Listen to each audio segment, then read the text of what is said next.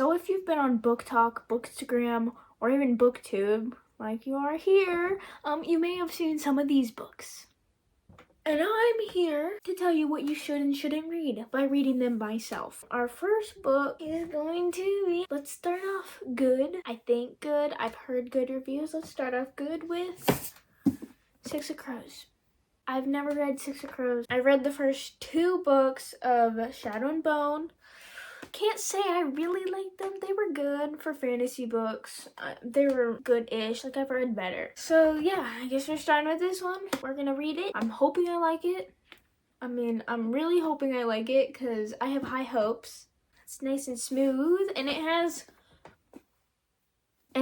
this knot sticker on it, which is bugging the crap out of me. I want to peel it off, but I can't, which is stupid. But look at how floppy this thing is. I like floppy books. It means I don't have to crack this spine on accident. Yeah, it doesn't look like I'll be reading like this. It's like I can actually read like that. I would never crack a spine of a book on purpose. By the way, I'm gonna try to make this as spoiler-free as possible. There may be a little bit of reactionary, oh, something bad happens there type things, but I'll try not to go into plot points. Got the book. Got a bookmark, got a dog, got 3 blankets, I've got myself. I'm in the comfiest seating arrangement in the house. Let's get ready to read. So I guess I should start reading like the back part of the book, the blurb. Here we go. Ketterdam, a bustling hub of international trade where anything can be had for the right price. And no one knows that better than criminal prodigy Kaz Brecker. Kaz is offered a chance at a deadly heist that could make him rich beyond his wildest dreams, but he can't pull it off alone. And then here's where we get the whole Avengers team. A convict with a thirst for revenge, a sharpshooter who can't walk away from a wager, a runaway with a privileged past, a spy known as the Wraith, a heartrender using her magic to survive the slums, and a thief with a gift for unlikely escapes. We got the Avengers. They're assembling. Kaz and his crew are the only ones who might stand between the world and destruction if they don't kill each other first. Yeah, so this is like 400 something pages long. We'll see how fast I can finish it. Let's begin. Who's Anya? Who's Juiced? Consider your girlfriend missing, stolen, kidnapped, whatever you call it. Stuff is happening that probably should not be happening. I don't care if you're a councilman or whatever. You should probably not be doing that. As they should. As they should. I would do that too if I were there with them. I would girl boss my way out of that situation. Girl boss. Just like she's doing. Anya, girl boss. We have the quotes. The quotes. No mourners. No funerals. Let's talk about another girl boss. Inej, homie. Yes. I like it when men beg. Yes, knife to the kidney. I like it when men beg. That's girl boss power. Betrayal. Okay, yeah, I saw that, I guess. I like Kaz. Kaz is one of those characters that finds every single loose end and wraps it up with a lot of risk involved. Because there is a chance that it could go wrong, but then he has like so many fail-safes and he bribes so many people that it doesn't really matter because he's gonna wiggle his way out of this mess no matter what. So the world building is a little much. I have background because I read the first 2 Shadow and Bone books. It's definitely hard to understand what they're talking about because it doesn't really get explained, like all these different gangs and characters. There's like this language and all these terms that you wouldn't know unless like it was explained to you, which if you read Shadow and Bone, they sort of get explained, but then it's still like not fully 100%, like you have to read it multiple times to understand. But that's so far, and I'm only like on chapter 3. So I wonder if it'll be explained or if we'll just have to like Google it or something. I don't know. I've read like 58 pages. I'm only on chapter 4. I'm only just starting chapter 4 and this is taking me forever. Like, why is it so hard for me to read this. Like other books I can fly through, lickety split. So this one I'm like spending like 5 minutes on 2 pages, or 5 minutes on a singular page. All I know is that we have a mission. A mission. Nikolai's here. Soya. Oh my gosh. I miss her. Even though I could just finish the 3rd Shadow and Bone book if I wanted to. Jenya Safin. I miss her. Jenya was my first favorite Grisha. Now Nina's up there with her. I'm so glad there's crossover between these books, because if there wasn't, I would have a little bit of a problem. So I'm in the last section of the book, and I've run out of red tabs. I only have 3 chapters left, and it's making me so sad. I hope it gets better in 3 chapters. I can hope. And there's always a second book. You can't do this. This is not done. You can't do this. Finished.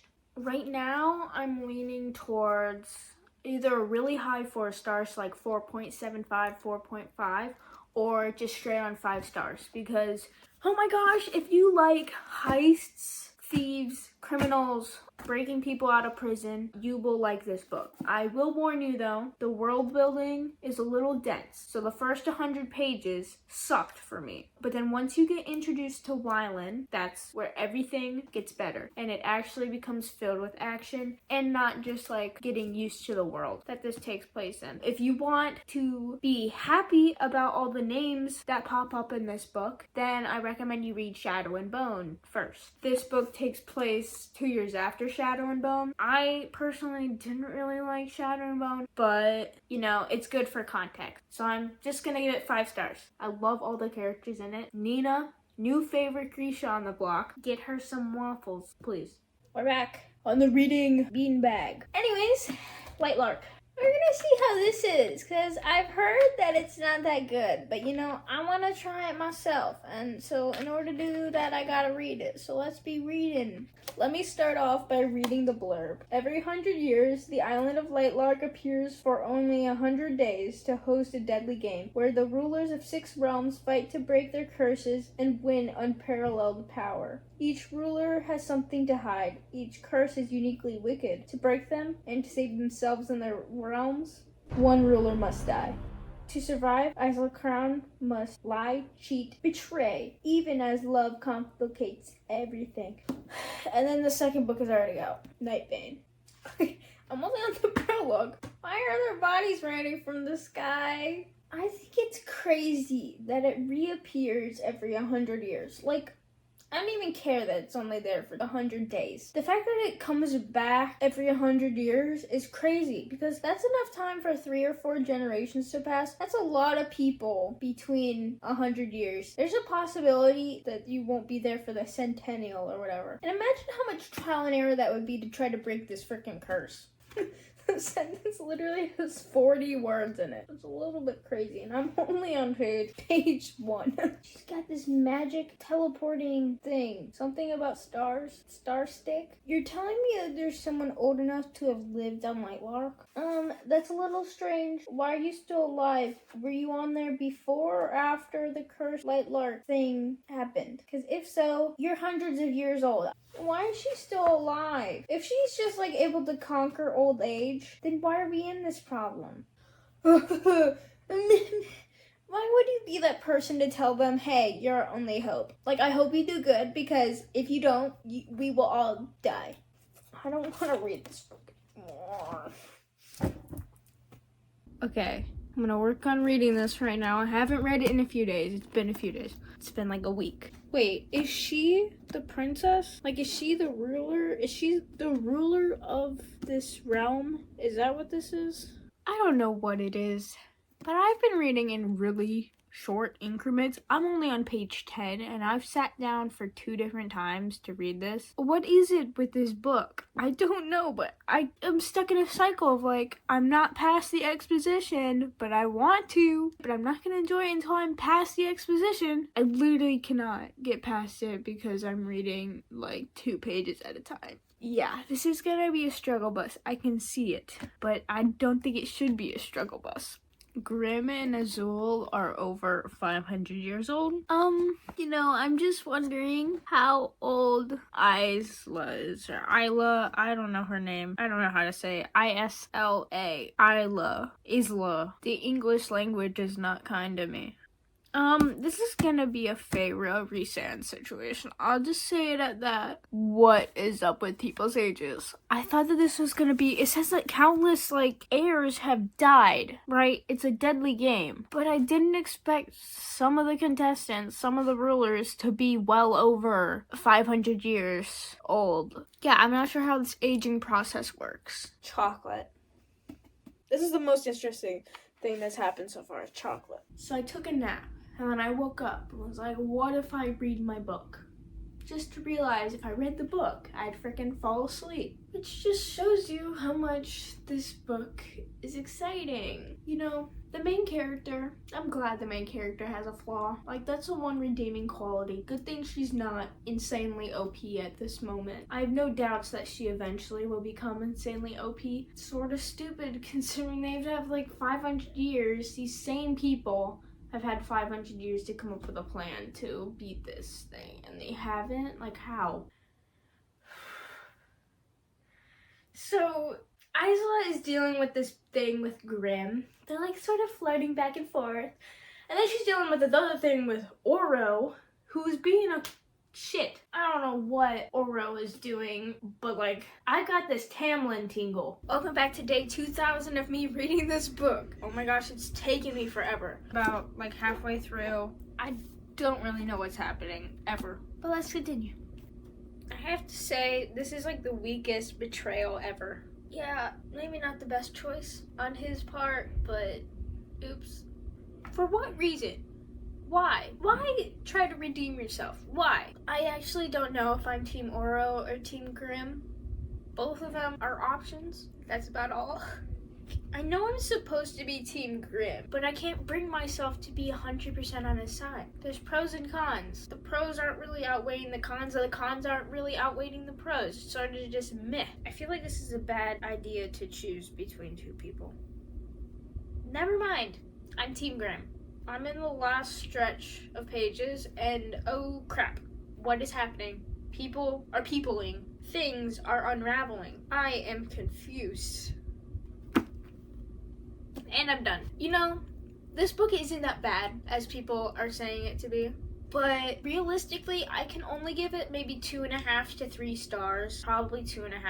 I struggled with being interested in this story. I was bored a majority of it and confused because I was skimming, and I probably shouldn't have skimmed, but oops. I imagine if I had a little more patience, excitement, or enjoyment, then I would have loved it, but I didn't. I found it weird that all the rulers, 6 or 7 rulers, majority of them are 500 plus years old, meaning that they were around before Lightlark was created and the curse were cast. And then you have 2 20-something year olds just chilling. I mean, it really reduces the impact of Lightlark because it means these rulers haven't been really impacted because they haven't died yet. There hasn't been a cycle of having to try and figure out the problem and fix it, but you die in the process. But since all these 500-year-old people are still alive, it's sort of why haven't you defeated it by now? You've had 500 years to ruminate on a way to fix it and you haven't?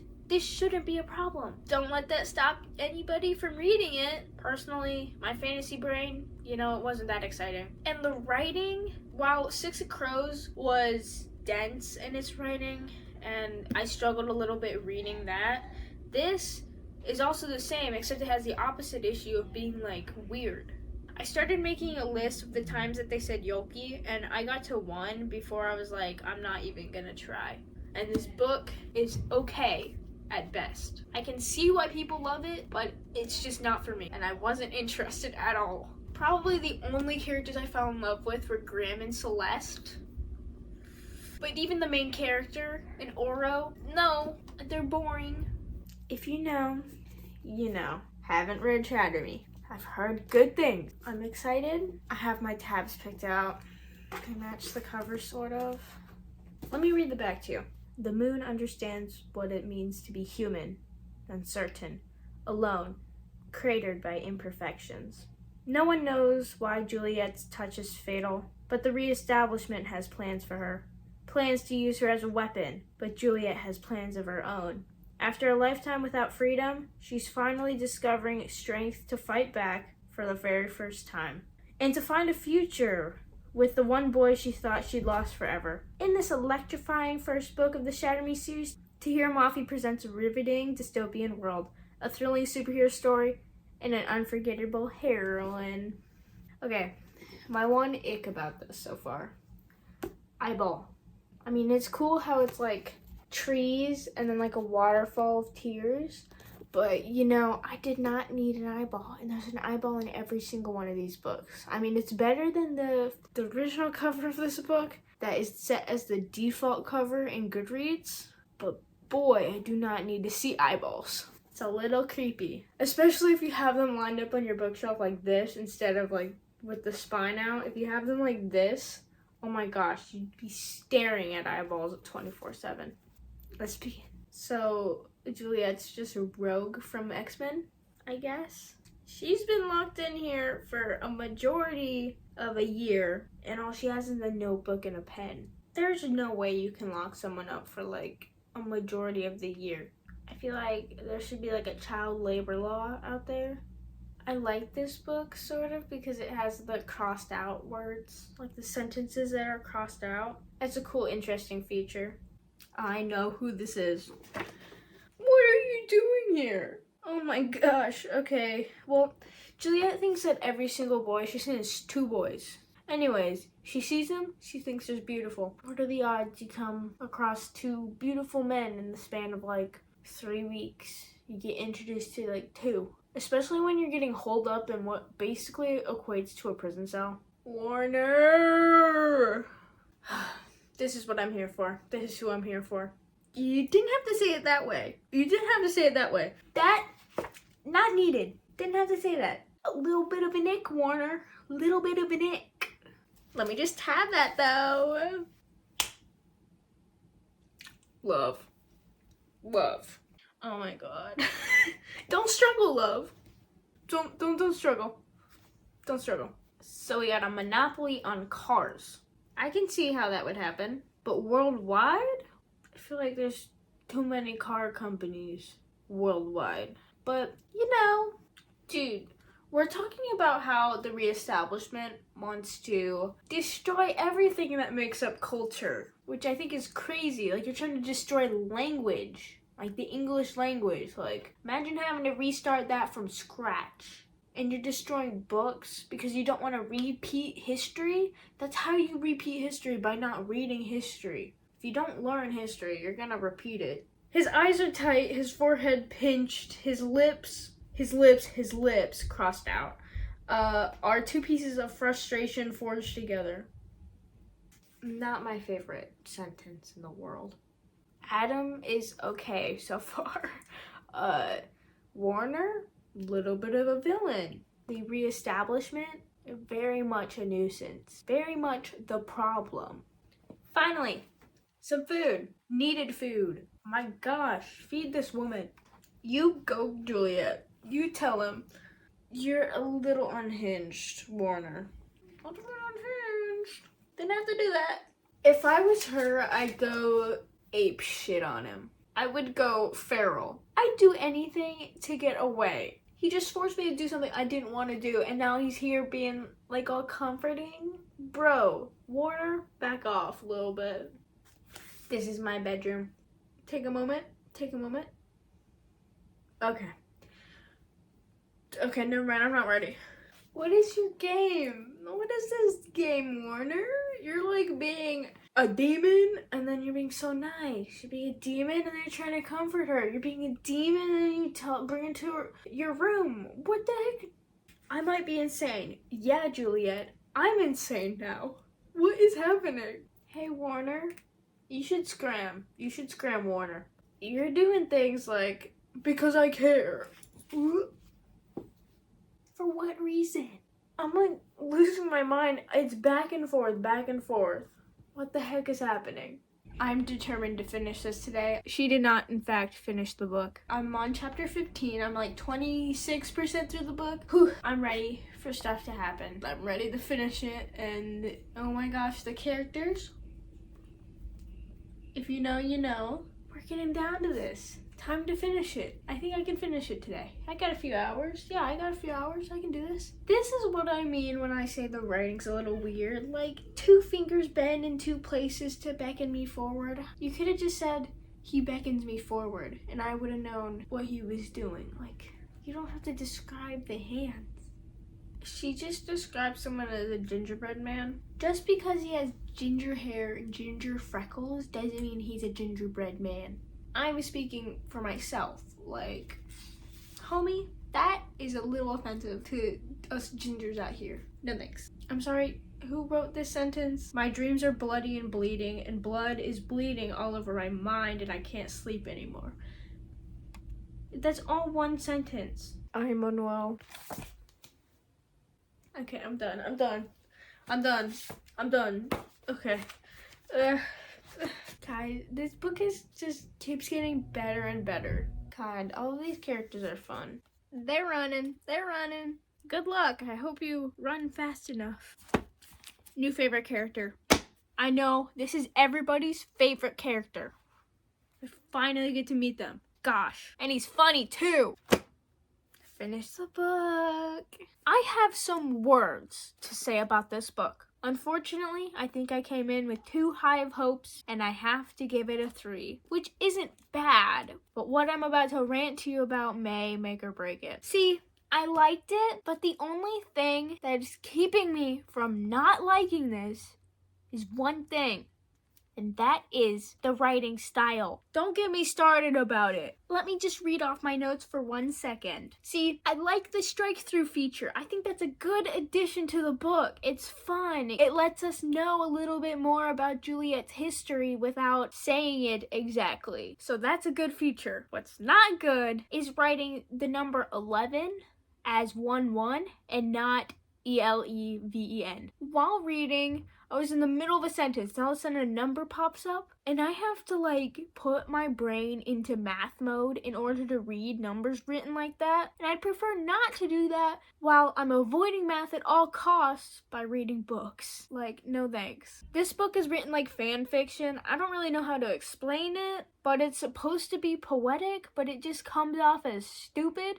It makes Juliet seem stupid. It makes Tahira Mafi seem stupid. It makes me feel stupid. This is just a decision that doesn't really affect me, but I'm like, why is it like that? It's when the author put spaces between the different paragraphs. I guess it's sort of as emphasis, but it just looks a little strange on paper. And to me, it basically added nothing to the story. No mood, no tone, nothing. I'm gonna read off some quotes that gave me the ick. My eyes are 2 windows cracked open by the chaos in the world. My eyes are 2 professional pickpockets stealing everything to store away in my mind. My eyes open to 2 eyes, 2 lips, 2 ears, 2 eyebrows. And that is with no commas and the weird ass numbers. I know that this is an intentional decision, but it's a stupid ass decision. You didn't need to write like this. It would be so much better if I could actually understand this book without having to like meander my way through a 2nd grader's writing. To wrap it all off, I cannot pick out this plot diagram for the life of me. It's a mess. Stuff happens, but I feel like this book is too short to fully encompass a plot, like an actual plot. I feel like you'd have to cram 2 of these books together in order to get a cohesive story. I mean, I'm being very nice right now by giving it 3 stars. If this series wasn't as popular and I didn't have so much hope for it, then I probably would have given it 2 stars, maybe even 1, God forbid, but I'm holding out hope. As for characters, Warner,